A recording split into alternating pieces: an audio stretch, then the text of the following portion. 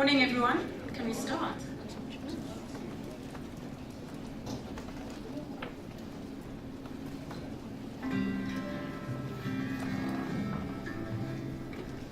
My name is Siraj Tofi and I'm from Bespoke Media. My name is Mashudu Mutaki. My name is Angie Musego. I'm Patrick Lombardo and my business is called Advanced Office Supplies. Duotone Marketing. Stoffel Electrical, training as Electric 2000. So we started off as custom publishers. The two directors of the business come from both in media industry and print industry. Duotone is a marketing consulting company focusing on retail and commercial properties. In 2015, we pivoted our business offering and we went from custom publishing to content marketing. Our offerings are a bit different to my competitors. We also give input to the budgeting exercise of our customers. We give them monthly reports on sales as well as on cost savings as well as on back orders, and we felt that that is something that the clients always wanted to know. We understand the game of the business. The challenges we had in our business Was we weren't known in the industry. we were not getting more business like we used to. I felt that we were all focused on day-to-day activities. There was no one looking at strategic direction for the business. So for example, how can we increase growth, how can we upskill our staff, and how can we give better service to our customers. We decided to participate in the program. Because we could see the value. We don't know everything, and if we can get some extra help through the program, This would help us to take us to the next level with regards to our growth and just looking at the business differently. So by unpacking that, we got a better understanding of What is it that we're not doing right? and I would like to be on the program again. the program support was on several levels. We had grant funding. We managed to market ourselves, we branded our cars. The upskilling, how to look at your market, segment them, Helping us with refreshing our brand identity. and really it helped our business grow. So where do we see our business? That's one of the key competitors to many of the big stationery suppliers. One of the leading marketing consulting companies in the industry. The possibilities are infinite. We want to thank Liberty Group. For always giving us the support. Through this program, we have learned a lot. So thank you very much, Liberty. What an awesome opportunity for us. Thank you so much. You guys are awesome. Good morning. So when you look at conversation around small business development, you would think that's not associated with an insurance company, right? And when I looked at the topic for today, in terms of this breakaway session, I thought to myself, but actually that is the core of our business. When Liberty started out, it started out as a small business. How many of you know about Donald Gordon? Seen the Liberty ads on TV? Santon ad? So if you go back to the origin of how Liberty started, it was just one man's idea that turned into a dream of how can I enable people and inform them, and that's the reason why we have our hashtag, which is the advantage of knowing, and inform people and empower them with knowledge so that they can be able to make the right decisions in their lives around issues that relate to their protection of their assets, protection of their life, so life insurance, and understanding the employee benefits. But that's not the discussion for today that I'm going to be talking about. I'm going to be talking about the program that you've just seen just now, which is our Blue Skies program. We've all received brochures that speak to it. And even though typically the domain of small business development is typically seen in the space of banking, I want to show you today how it actually relates to how we do business as well. So it's not just about running a program, and many of you may think that the program is essentially there because we are trying to meet some compliance requirements, right? But I'm going to show you how we weave it into the way we do business and how we engage not only with our employees but engage externally so that we ensure that it's actually part and parcel of our DNA. So there's two questions I'm going to answer today. The first one is why we do enterprise development, and the second one will be why, how we do it, which will be a little bit more detail on the program. So first and foremost, enterprise development, as I mentioned, is perceived as non-core to the way we do business. It's seen as something that sits outside of the core, which is, as I mentioned, all our insurance and employee benefit activities. However, we have ensured that when we developed our strategy, our Vision 2020, we looked at who are we engaging with, who are our different stakeholders, and how do we impact each other and collaborate to ensure that we are part and parcel of contributing to the socio-economic development of our country. So one of our key values as Liberty has a very strong social context. Our strategy speaks to being trusted. That is a social construct. It's not abstract from profit making, because when we speak about social value of inclusion, we speak about socio-economic inclusion. So you cannot achieve social inclusion without some form of financial inclusion, right? So we support various initiatives that make those dreams come true, that impact quite extensively in the space of socioeconomic development. Our intent is that we collaborate with communities, with our suppliers. At the core of the reason why we exist as a business is our purpose. And our purpose speaks to making financial freedom possible.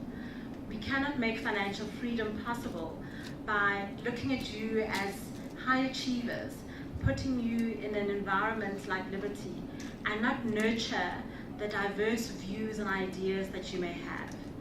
So we've expanded our entrepreneurship support to intrapreneurship. So we support internal innovation.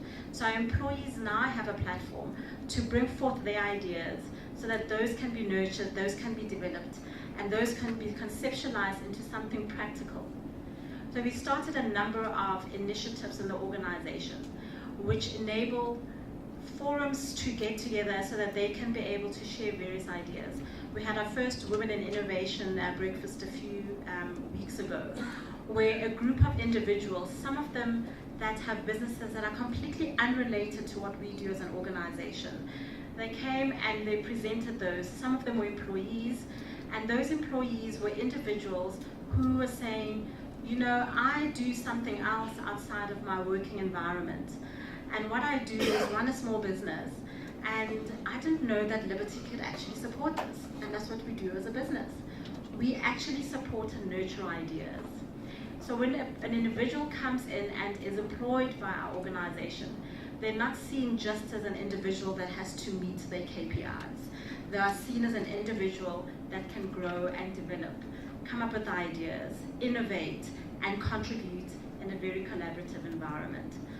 So when I speak about the way we run our program is essentially quite new in its banner under Blue Skies, but we've been doing enterprise development, like I said, from the very inception of our organization. And it's an inception, there are a number of new product developments that have come through the Liberty value chain, where we have been a first in the way we have contributed to the landscape in financial services.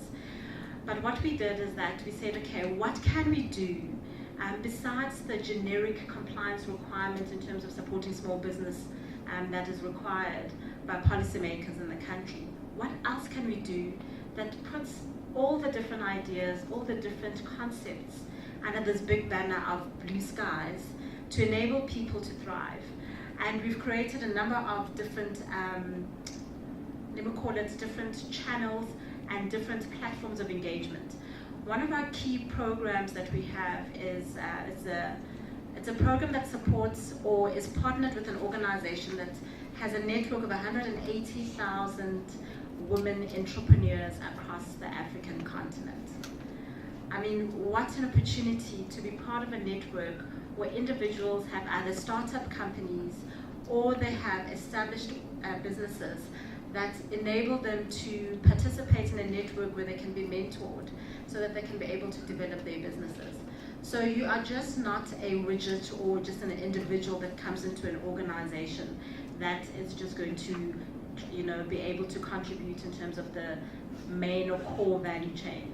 But we encourage broader growth in the organization and you participating in some of our programs. So the Women in Innovation is the one program. Another one that we support quite extensively, before I go into the specific one in the brochure, is one that supports some of our suppliers that are directly involved in our core value chain. We build franchises in our organization. So franchises that are tied in with supporting specific products that are related to our organization, where individuals want to be entrepreneurs. They want to still be part of the Liberty family, but they want to be doing that in an entrepreneurial spirit, connected to Liberty, but outside of Liberty, if that makes sense to everyone. So we support those types. All of those sit under the Blue Skies banner of entrepreneurship. But core to the program is the Blue Skies one that is in partnership with the CISA, which is detailed in the brochure. And I'd just like to touch on a couple of things and how the program is run.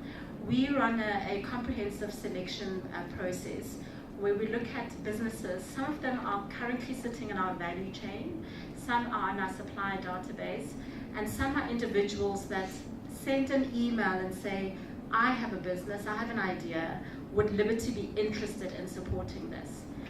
And you may think because it's non-core, we would be very hesitant in supporting something like this. So how invested or how vested are we in this process? Just in the 2015-2016 year, we've invested over 100 million rands in supporting small business. Most of it will not flow through our value chain, but it will impact what was the initial objective of the program, is to encourage and support transforming our society so that we enable economic growth and we support our communities so that we achieve on socio-economic development. So we believe that in that type of investment, we are walking the talk.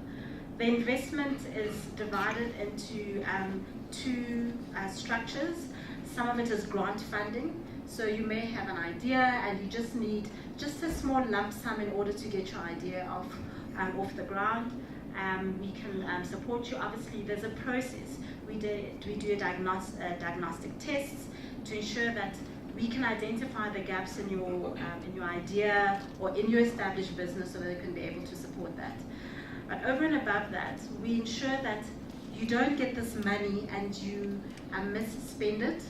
I'm sure you've heard numerous stories about people getting huge lump sums of money and the business doesn't exist anymore. So what we do is, in the program, we've decided that those support in most enterprise development programs last a period of a year. Ours last beyond that.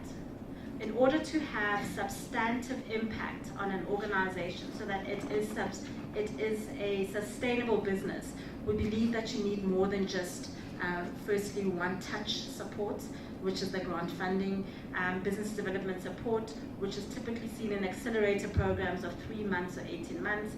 Our program lasts from 2 to 3 years. And it's deliberately structured in that manner to enable an organization to be supported as it grows from strength to strength. At some point, obviously, we want to let go of the hand of the entrepreneur so that they can be able to thrive on their own. However, we create processes internally to be able to support them so that they have access to numerous opportunities via the different networks that you have access to, and also ensuring that you remain part of a broader database. So there's the ASISA partnership that we have. ASISA, for those of you who might not know, is the Association of Savings and Investments of South Africa. It's a collaboration and an industry body of different life companies, investment companies, asset manager companies. If you're an entrepreneur and you're part of our program, you become part of that database of all the suppliers across the financial services sector. Which means that if Liberty cannot support you in terms of contract opportunity, one of the member companies that are in the database could potentially support you. But not only that, you could be collaborating with somebody else who is in the database. So another supplier that sees your service as being valuable for their value chain, for their business to thrive. So there's massive opportunity that we try to bring forth in the program for participants. Another one which we believe is a great differentiator compared to other programs that are out there is a layer that we call the value-added services. And what we have in there is, besides the network opportunities, is access to a different type of business development. So what Terence spoke to just now in terms of collaboration, the advancement of technology, one of the key layers that we've embedded in our program is a concept called digital coaching. So you may be enabled to up your game in terms of having access or showcasing your talents, your expertise, your service, your products on a digital platform. What digital coaching does is it empowers you to actually take charge in terms of how you manage your digital space. So for a lot of people, that is a very threatening space to be in, because you might not have technological know-how. But the program allows you and empowers you with the right tools, the right types of expertise and support to be able to enable you to actually take charge. So you can be able to know what is happening in terms of your, the number of clicks that are coming through your site. Are you ensuring that you are optimized in terms of search engine optimization? So things like that. That a business that, if somebody decides to have a business, to have a salon, and one of our suppliers that we're supporting runs a bakery. I mean, that's something that a person would think, but I'm gonna outsource that kind of, value add. But just being able to have the power in your hands and be able to do it yourself is very empowering and very enabling. And that's what we try and do with the program. So there are a number of avenues, as I mentioned, that you can access the program. It can either be within the program or outside.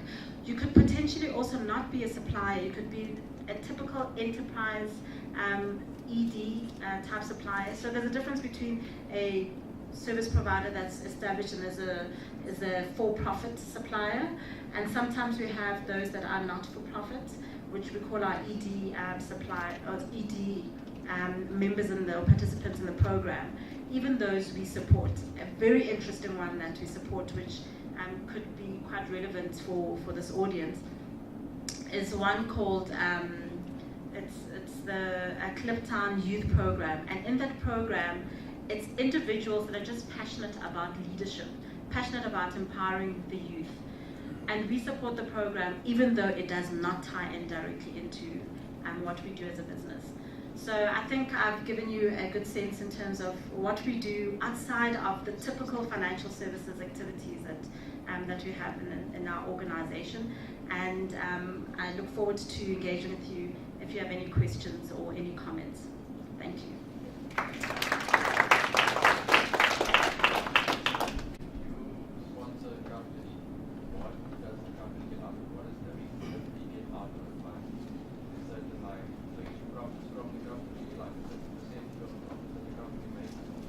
No, we don't. We actually, in our investments, that 100 million that I spoke about earlier on, there's grant funding, and then there is loan funding. So we don't actually have an equity investment type of funding at the moment. So we don't want to take away from your equity, but we want to support you. And when you ask the question, what does Liberty get out of it? There's different things. So we have multiple objectives. One is the social value one that I spoke to, where we would like to contribute to the landscape of South Africa. If we contribute to socioeconomic development, then the economy thrives, right? And we as a business end up thriving. Because in an environment where there's stunted growth, we cannot thrive as an organization. So there is indirect benefit that we get. But at the same time, ultimately, if we capacitate you in terms of business development support, where you are a business that comes in that just needs to be empowered to up their game in terms of capacity, knowing how to run your business most optimally and effectively, we will have a supply in our supply chain that will add value without depleting our costs. Because sometimes you would have a supplier that comes in, provides shoddy quality workmanship, which actually is a detractor from value, right? So there are multiple ways that we do benefit without detracting from what you are trying to achieve as an entrepreneur. So we try and facilitate collaboration and partnerships that have a win-win element to it. Okay.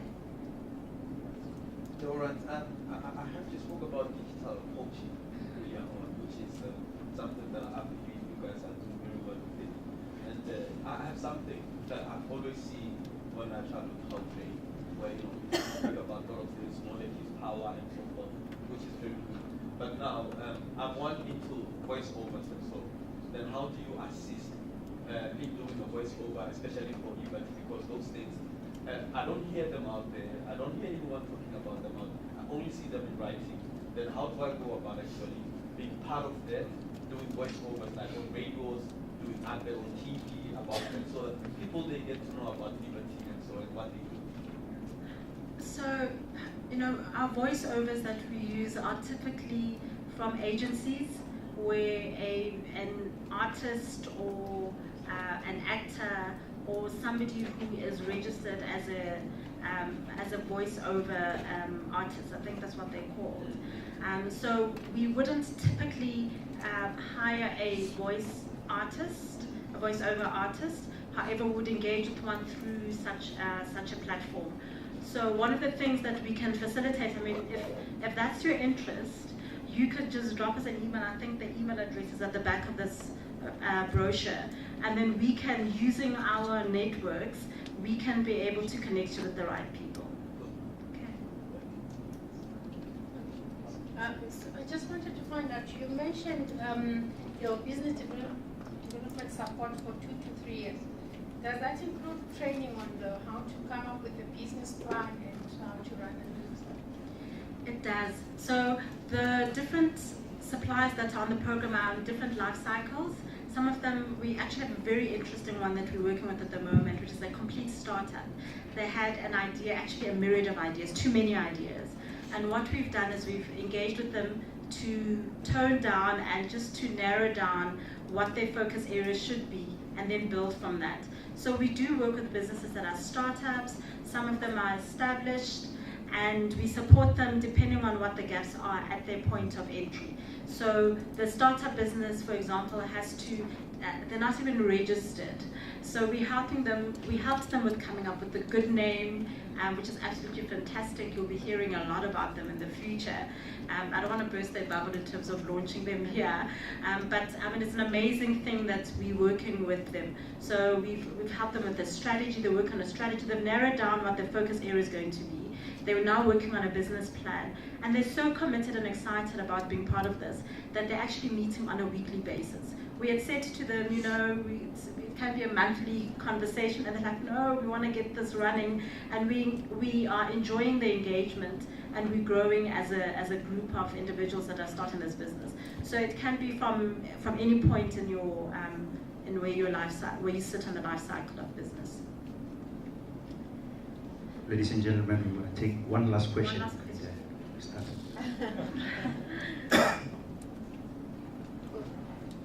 I'll take questions during the tea break if you haven't had an opportunity to speak. Hi, how are you? Good, thanks. Good. I just wanted to find out which are you selective in terms of the industries that you go and fund, and which types of industries and the percentages maybe, or was it just a free for everyone who wants to participate? The second question, you spoke about a network of 180,000 women across Africa. Is that just purely entrepreneurship, or could they be like, professional networking on that scale as well? Just wondering. Can I answer the second question very quickly? It's across the broad spectrum of networking that you can think of. So from a professional perspective, you can get mentorship, you can get access to business. There's all sorts of engagements that you can have. I mean, you've got 180,000 individuals with different types of businesses at different parts of the life cycle of business development. The type of engagement you can have is broad, so that's easily accessible. Your first question was again? Sorry. Sectors. The different sectors. So we're not exclusive, and that's the reason I'm saying that it's not core to our business to be doing some of these things. So we're not exclusive in terms of the type of business that you're currently in. And I think the important thing is that what I mentioned earlier on, in that even though we might not be able to provide the contract opportunity within Liberty, we provide you with enough access to a huge network that enables you to still be able to gain value, just by being on the program. So we may support you in terms of business development support, but ultimately, in terms of weaving you into the value chain, you might be sitting somewhere else, and we're okay with that. Okay, thank you very much. Thank you, Amanda. Ladies and gentlemen, a round of applause for Amanda. I'd like to introduce to you the Chief Executive of Liberty's Group Arrangement, Mr. Sandy Hlope. He's going to join me on the hot couch. My name is Tsepo Matsiva. I'm a marketing specialist, but I'm not here to spin. I'm here to have a conversation with Sandy, and I hope that you can join us in the conversation. Sandy, thank you for gracing us with your presence to have a conversation with the rising stars. Let's talk briefly about Liberty. Why would I, as a prospective employee, choose Liberty as opposed to the green or the red or the gold? I'm not sure which colors those are, because our colors are blue. But good morning, and thank you for having me. It's always fantastic being amongst young rising stars, and because I think the future of our country and the continent is dependent on youth. In terms of why anybody would select Liberty as an employer of choice, I think it's essentially because, as an organization, in redefining our growth strategy and what we want to do as a growing business, we really focused on becoming a lot more customer-centric. So this is about putting the customer at the center of what we do. Now, to do that, it means you need to spend a lot more time engaging with customers to gain a better understanding, so that you can apply some of the advantage of knowledge around insurance and investments to actually service those customers better. So in so doing, it became quite clear that for us, we ought to engage with customers, actually our own employees themselves, are customers of some of our products and services. Therefore, it was important for us as an organization to have a clear employee value proposition. So you might ask yourself, what's an employee value proposition? EVPs is a very big word. But simply put, it's about what are some of the value propositions that we include into our employment engagement beyond your normal salary, perks, medical aid, and retirement and stuff. And in such initiatives as the one that Amanda was presenting earlier on, because we realized that a lot of us come from the community, and a lot of the youth today are very much about giving back and working with other communities. So it's important as an employer to provide, actually during our normal office hours, an opportunity to work with helping grow an SME. So it's really around us focusing on having a clearly defined employee value proposition, which is adding a lot more content around what value do we provide to our employees. So we are seeking to provide value to customers, but it became quite clear as well that we need to provide value to our employees as well. So it's really around the EVP concept. That EVP in an era where 50% of your workforce, according to research, in the next 2 to 3 years will be millennials, some of which whom will be on freeze. How do you respond to that challenge as a business? Having an employee value proposition strategy becomes very critical employing the so-called millennial generation, because studies have really shown that that generation has grown up a lot more in the digital world. So you are used to connecting by a cell phone, literally you live your lives on Facebook and Twitter and all that stuff. But more importantly, your outlook to life is more around output. It is about tell me the output that I need to deliver, and I'll figure out how to deliver it. And actually, the output I can provide it to you even remotely. I don't have to be physically behind the desk for 8 hours with a supervisor looking over me in driving some of the stuff, as long as you give me output and I deliver the output. And you should be measuring me more on output versus input. So the concept of saying you're going to measure how many hours you've clocked in and out is a foreign concept to a lot of the media. So it means that our employee proposition needs to take into account mobile networking work, so different ways of working, encouraging ways of working, and also our strategy lends itself to the kinds of working model that millennials are accustomed to, because we expect you to spend more time, not in the office, out in the field with customers, gathering more insights and understanding. So that is one of the aspects that I believe would make choosing Liberty going forward as being a good selection of choice from an employee proposition perspective. So our proposition is geared beyond salary relations about ways of work, how you engage, understanding that you like engaging in technology, and then more importantly, for you, output is the most important measure and not how many hours you put in. Talking about that strategy, maybe let's just talk briefly about Liberty Strategy 2020, which you often talk about. What does it mean for South Africa, and what does it mean for the rest of Africa? Our 2020 strategy is actually quite an exciting challenge, an ambitious call to action for, I think, not only Liberty but our broader stakeholders, including our suppliers and our customers, because we really believe in the concept of collaborating in networks. I think this conference's theme is around collaboration. We've realized as an organization that for us to grow, so 2020 is really about, we've set ourselves an ambitious growth strategy, to say, we'd like to literally go and double our business over the next 5 years to 2020. We've set ourselves a target because for you to have a purposeful goal, it really needs to have three components in it. It needs to have a defined reason as to why you're doing what you need to do. It needs to have a timeline as to by when are you going to achieve that particular outcome. And then more importantly, it must define the actions required to deliver on the purposeful goal. And that's why it's generally called a purposeful goal. So to use a very simple example, the most famous purposeful goal globally is the speech was delivered by one American president where he said, by the year X, we will put a man on the moon and we will bring him back to Earth safely.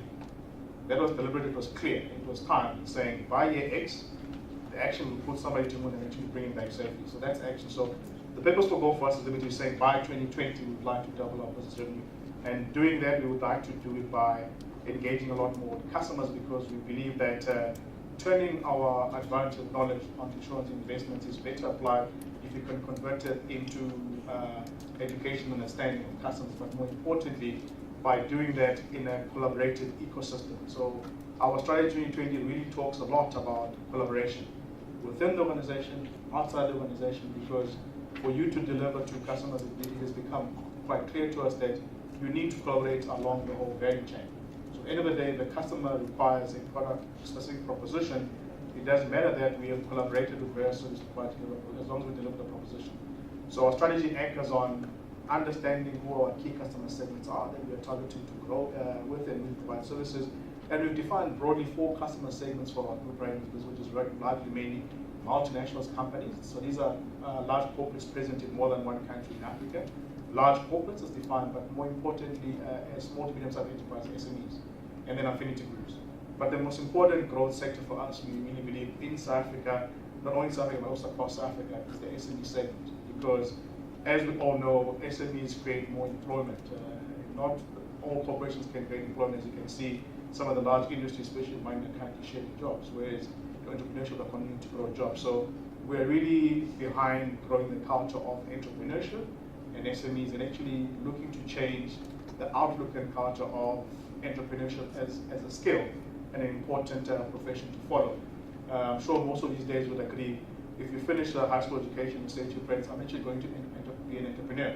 They look at you and clap your head and say, what's wrong with you? Are you not ambitious? But if you think about it, we should be encouraging every single young person when we finish, whatever level of tertiary, for you to consider becoming an entrepreneur. And we should be putting in place support structures and foundations such as the Enterprise Skies program that Manu was talking about to enable young people to start their own business to try out, because the best time to try and start your own business is studies have shown, is in your late, early 20s, because then you're still pretty much single, you've still got a lot of energy in you, you can work 24/7, and a lot more creative, and as you get much more old and mature like us, the brain cells start to slow down, it's harder to get out in the morning, so you said, and also you've now got family, you've got obligations, it becomes a bit more of a risk in actually doing it because you've got other people there that are mentioned. So young people are a lot more placed to jump into. So Strategy 2020 broadly said was really about that. Leading in specific customer segments, collaborating to deliver that, but focusing on saying how do we grow more entrepreneurs in SMEs. Talking about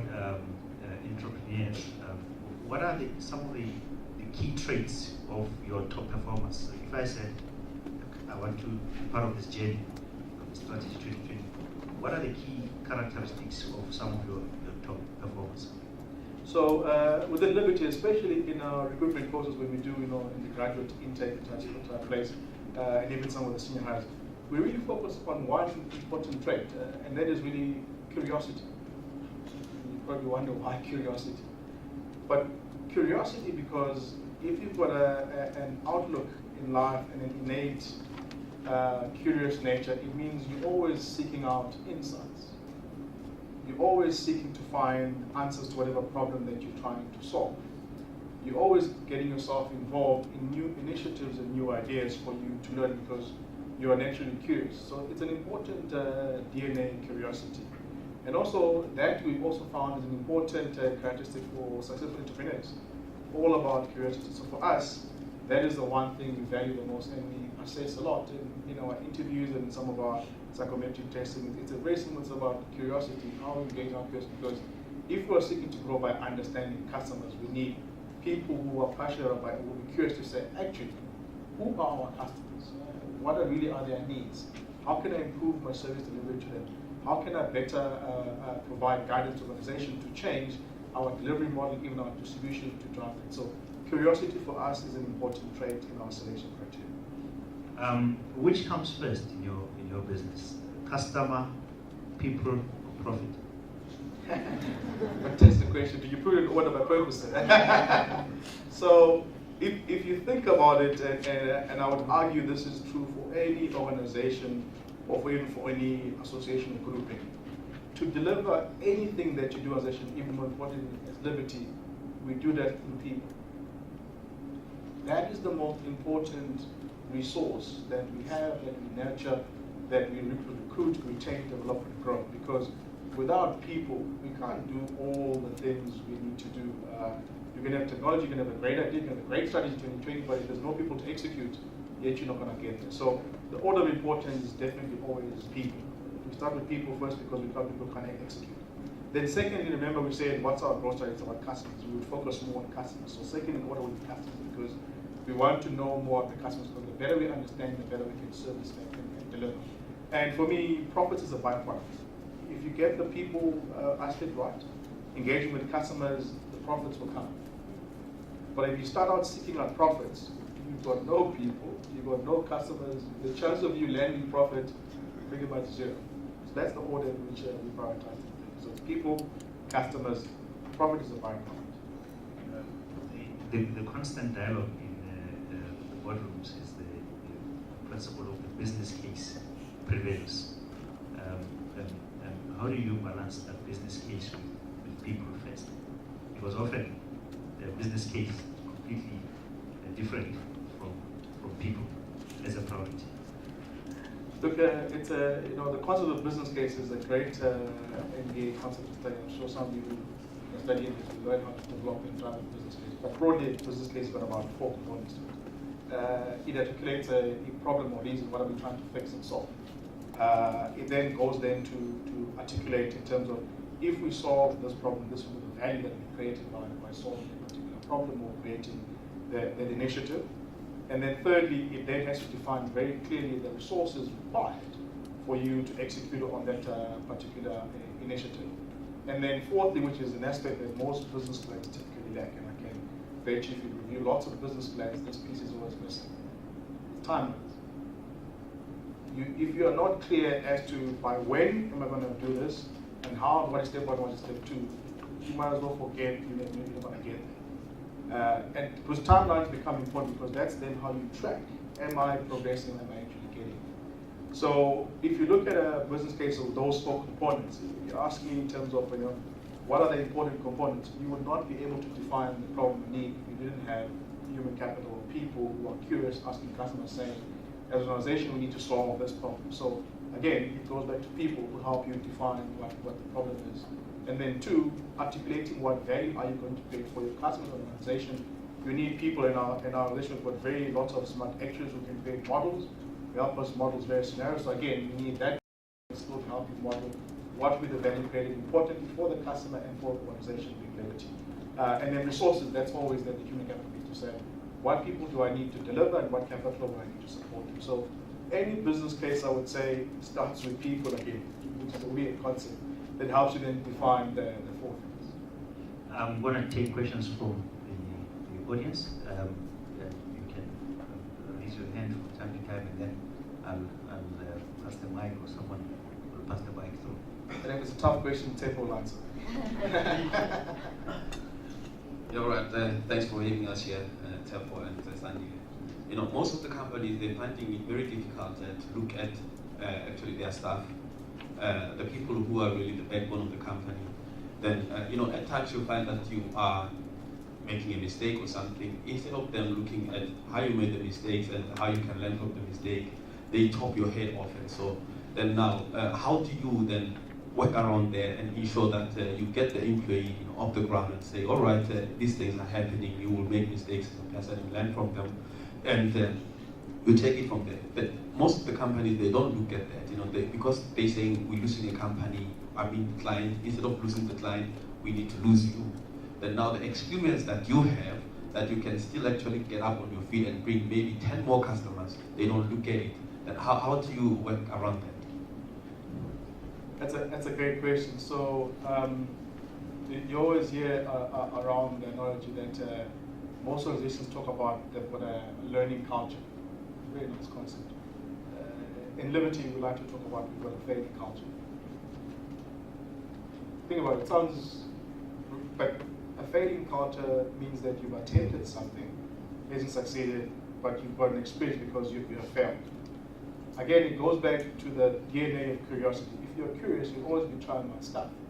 By definition, there'll be a couple of failures in that perspective, but a culture of failure says we should recognize failure as an opportunity for insight to learn how to drive it. So we just change the language slightly.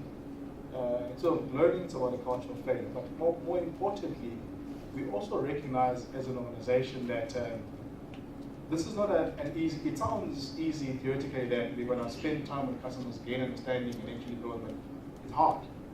You know, most of us don't spend time with customers. If you look at our history as a Liberty Group, we've grown predominantly through intermediaries, which is financial advisors who deliver products up front. So we've never touched customers. We're saying to grow, we're going to get to know customers. So by doing that, there will be mistakes made, but you ensure that you've got a culture that facilitates and understands and supports failure, and build a culture of what I call learning from failure. But then more importantly, being clear around what are the networks and support systems to catch some of those who hasn't helped the person move forward. So for example, we've got a function in our division before the Liberty Corporate that we call customer insights. Most of our competitors, they call it the customer complaints, because that's where advisors and customers come and complain. We say, no, hang on. For us, these are insights from customers that we value. We pick that up and then we drive it to them and say, what can we do to improve? That insights function sits very closely with our L&D function and our HR function, because then the quickest way to take an insight and put it into training to improve the learning, that's a better way to improve. And also two, it also then helps feeding in terms of our HR management processes. So for me, if you couple your area of learning insights and the L&D and HR, I think you have a better framework where your HR practitioners are also more attuned to say, let's support people to learn. That's how we try and solve it. And other organizations have got other different things, but that's how we do it at Liberty.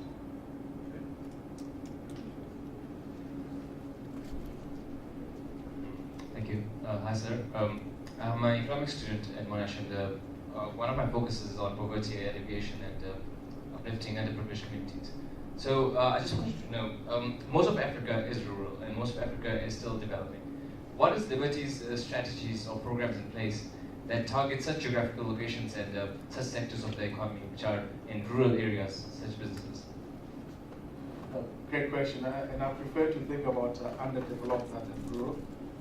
So and the reason why we define these areas is because they don't have a lot of the infrastructure, such as roads, water, electricity, rail, those kind of things. So that's generally how we define rural, which is why I prefer using the word underdeveloped from an infrastructure perspective.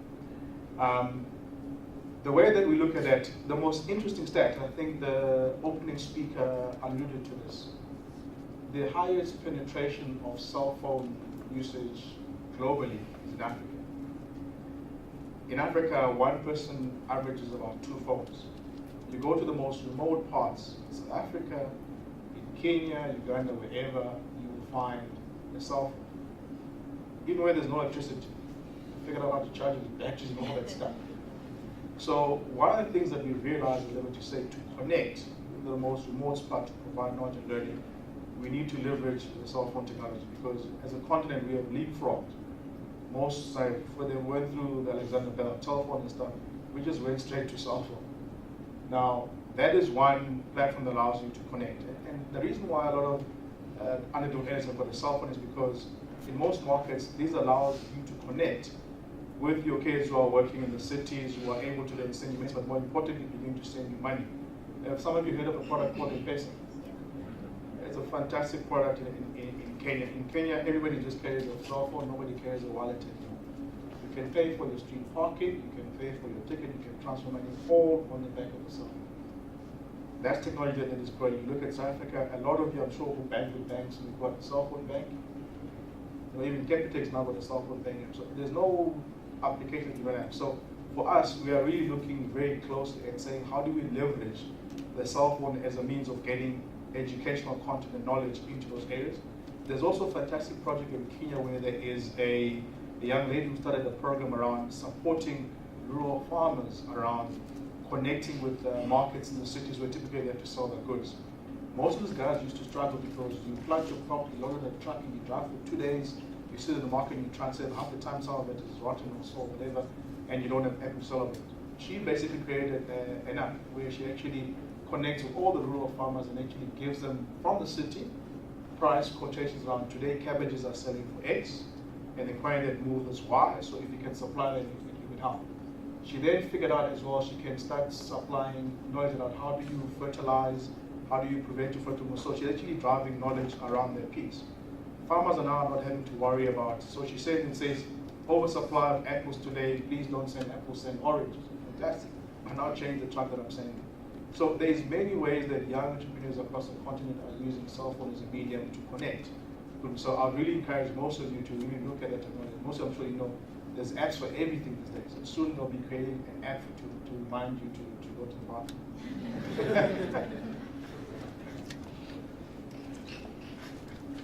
Last one. Hi, good morning. You mentioned the importance of millennials. So I was just wondering what sort of flexible forms of work do you currently offer at Liberty for millennials? Great question. So everybody who joins Liberty gets a fancy new laptop. In the olden days, you never got a laptop when you joined, let alone what you call this thing, a PC or that stuff. So one, that means you can be mobile, you can work anywhere. Secondly, throughout all our buildings, we've got Wi-Fi connectivity and stuff that allows you not to get your station for you to work. So those are some of the things that we realized we need to enable you to be able to drive and actually engage with that. You also notice that a lot of our buildings are located, for example, main buildings in Breakaway. Why? Because the Hartwell station just stops down the road in Park Station. So if you work for Liberty, you can use the Hartwell. So most of our staff members use the Hartwell to get around and actually get to work. Because as you know, as a young person switching bus, most don't have cars to get around. So those are some of the things we really thought about to enable them to be a lot more flexible to engage in. And then we've got a fantastic coffee station down in all our entry points there called Vida. I'm sure you know Vida. They make amazing coffees, I'm told. So yeah, I think we'll get some coffee. Thank you so much, Sandy. Last question from my side before we wrap up. Some advice for the President of South Africa economically. Thanks. I thought you were going to ask me how to advise him how to repay the loan he's taken out. As a financial advisor, I'm sure I can come up with a plan for that. But you know, I think I alluded to it earlier, to grow the economy. And it's funny, is our government keeps talking about jobs and creating jobs. But then we sort of try and leave it up to large corporations to literally do it. It's hard.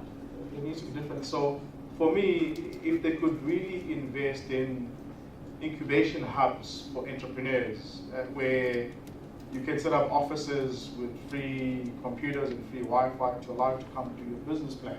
You know, because I think earlier when you asked a question around business plans and stuff, but you need technology support to do that. And then also the education part around saying what goes into a business, how can you code? So I think putting more investment in those kind of resources that provide the infrastructure and resources for people to be able to put together and start their own business. Secondly, making it easy to set up your own company. Because for you to drive and trade, you need to set up a company. I don't know if most of you ever tried to register a company with SIPA. It's a challenge.